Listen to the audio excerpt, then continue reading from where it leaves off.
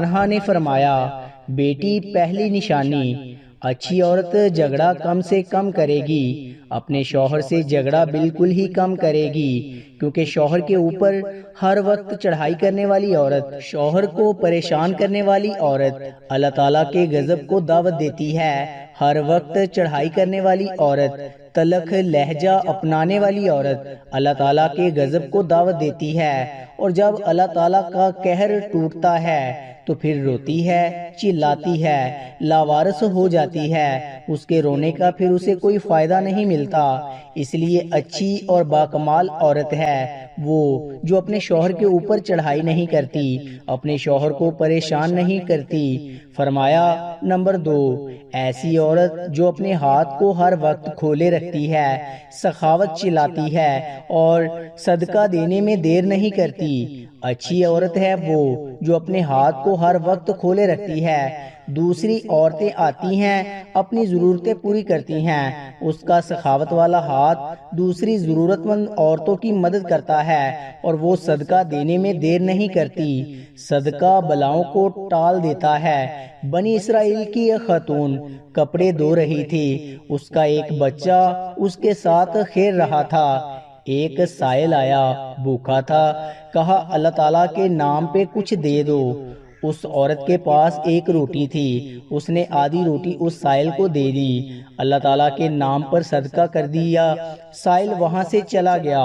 تھوڑی دیر بعد ایک بھیڑیا آیا، اس عورت کے بچے کو اٹھا کر دوڑ گیا۔ اب اس عورت کو کپڑے بھول گئے، بھیڑیے کے پیچھے دوڑتی چلی جا رہی ہے۔ میرا بچہ، بھیڑیا لے کے جا رہا ہے۔ اچانک سے آگے ایک شخص نمودار ہوا، اس نے بھیڑیے کو پکڑ کر زمین پر دے مارا، اس کے بچے کو لے کر آیا، اس کی ماں کے ہاتھ میں دے دیا۔ اس عورت نے کہا، تیرا احسان ہے مجھ پر اے اللہ کے نیک بندے، تو نے مجھ پر اتنا بڑا احسان کیا، میرے بچے کی جان بچائی۔ اس شخص نے کہا، میں بندہ نہیں ہوں، میں فرشتہ ہوں۔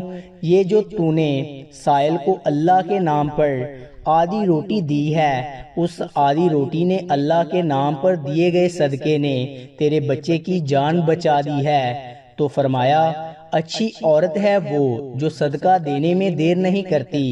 فرمایا نمبر 3، دن میں 5 وقت کی نماز ادا کرنے والی عورت، وہ اسلام کی مقدس شہزادی عورت جو قیمتی وقتوں میں سے وقت نکال کر دن میں 5 ٹائم نماز ادا کرتی ہے، بہت ہی باکمال عورت ہے۔ بنی اسرائیل کی ایک خاتون تھی، حضرت سیدنا موسیٰ علیہ السلام کے پاس آئی، کہنے لگی، اے اللہ کے نبی، مجھ سے گناہ سرزد ہو گیا تھا، میں نے توبہ کی، آپ دعا کرے اللہ تعالیٰ میری توبہ قبول فرمائے، مجھ سے گناہ ہو گیا تو گناہ سے ڈر کر میں اللہ تعالیٰ سے پکی توبہ کی۔ حضرت سیدنا موسیٰ علیہ السلام نے پوچھ ہی لیا، تو نے آخر کون سا ایسا گناہ کیا؟ اس عورت نے کہا، مجھ سے زنا ہو گیا تھا، اس کی وجہ سے میں حاملہ ہو گئی اور میرا ایک بچہ پیدا ہوا، تو اس گناہ کو چھپانے کے لیے میں نے اس بچے کو قتل کر دیا، قتل کر کے اسے مٹی میں ڈال دیا تاکہ میرا گناہ چھپ جائے، معاشرے میں ذلیل نہ ہو جاؤں، لوگ کیا کہیں گے، یہ زناکار عورت ہے۔ بس اپنے گناہ کو چھپانے کے لیے میں نے بچے کو قتل کر ڈالا۔ حضرت موسیٰ علیہ السلام نے فرمایا، او بدبخت عورت، یہاں سے چلی جا، کہیں ایسا نہ ہو تیرے گناہ کی وجہ سے آسمان سے کوڑے برسیں اور ہم بھی عذاب میں مبتلا نہ ہو جائیں۔ وہ عورت ٹوٹے دل سے روتی ہوئی وہاں سے چلی گئی۔ اتنے میں حضرت جبرائیل علیہ السلام آئے۔ حضرت جبرائیل علیہ السلام نے آ کر کہا، اے اللہ کے نبی، اللہ تعالیٰ کہتا ہے تو نے توبہ کرنے والی کا دل توڑ دیا۔ اے موسیٰ، کیا تو نے اس سے بھی بدتر گناہ کرنے والا کوئی نہیں پایا؟ حضرت موسیٰ علیہ السلام نے عرض کی، اے جبرائیل، کیا اس سے بھی بڑا کوئی گناہ گار ہوگا؟ حضرت جبرائیل علیہ السلام نے فرمایا، ہاں، جان بوجھ کر نماز چھوڑنے والا شخص اس سے بھی زیادہ گناہ گار ہے، جان بوجھ کر نماز چھوڑنے والی عورت اس سے بھی زیادہ بدکار ہے۔ خدارا اچھی اسلام کی مقدس شہزادی بننا چاہتی ہو تو پھر نماز کا دامن نہ چھوڑنا، نماز 5 ٹائم ادا کرو۔ فرمایا نمبر 4، دوسری عورتوں کے عیبوں پر نظر ڈالنے کی بجائے اپنے عیبوں پر نظر ڈالنے والی عورت۔ آج کل کی عورتیں اپنے گریبان میں تو جھانک کر دیکھتی نہیں، دوسری عورتوں کے عیب نکالتی رہتی ہیں۔ اس کے اندر یہ نقص ہے کہ اس کے اندر یہ نقص ہے۔ تو ناظرین، اسلام کی شہزادیوں کو یہ زیب نہیں دیتا۔ تم حضرت انسان ہو، اسلام کی مقدس شہزادے شہزادیوں والا کام کیا کرو۔ وہاں کی بات سن کر یہاں لگانا، یہاں کی سن کر وہاں لگانا، پھر دونوں بھائیوں کو آپس میں لڑانا، پھر دونوں کو آپس میں ایک دوسرے سے جدا کر دینا، کیا یہ تجھے زیب دیتا ہے؟ دوسری عورتوں کے عیبوں کو اچھالنا تجھے زیب دیتا ہے؟ انسان نے تو کوئل سے پوچھا، اگر تو کالی نہ ہوتی کتنا اچھا ہوتا، تیرے اندر عیب ہے تو کالی ہے۔ پھر انسان نے ایک دن سمندر میں بہتے پانی سے پوچھا، اگر تو کھارا نہ ہوتا کتنا اچھا ہوتا، تیرے اندر عیب یہ ہے کہ تو کھارا ہے۔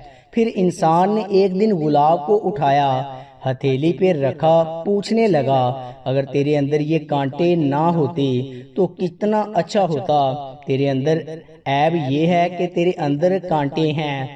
تینوں بول اٹھے، اے انسان، اگر تیرے اندر دوسروں کے عیب ڈھونڈنے کی عادت نہ ہوتی تو کتنا اچھا ہوتا۔